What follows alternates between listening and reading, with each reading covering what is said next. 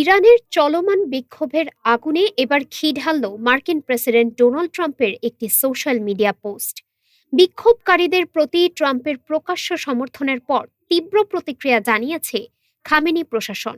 ইরানের জাতীয় নিরাপত্তা প্রধান আলী লারিজানি সরাসরি আক্রমণ শানিয়ে ট্রাম্প এবং ইসরায়েলি প্রধানমন্ত্রী বেনিয়ামিন নেতানিয়াহুকে ইরানিদের প্রধান খুনি হিসেবে তালিকাভুক্ত করেছেন। মূল্য বৃদ্ধি ও মুদ্রাস্ফীতি থেকে শুরু হওয়া এই বিক্ষোভ এখন বর্তমান প্রশাসনের ভীত নাড়িয়ে দিচ্ছে।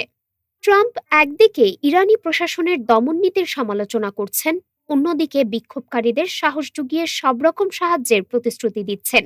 এমনকি ইরানি কর্তৃপক্ষের সঙ্গে যে কোনো আলোচনার সম্ভাবনাও নাকচ করে দিয়েছেন তিনি। পাল্টা জবাবে তেহরান বলছে, ইরানের তরুণদের মৃত্যুর জন্য একমাত্র দায়ী আমেরিকা ও ইসরায়েল।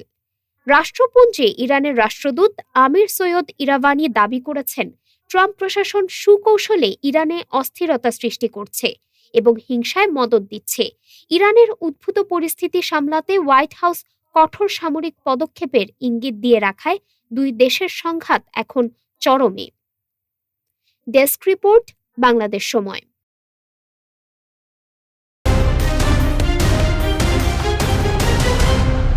বাংলাদেশ সময়, সবার আগে দেশ।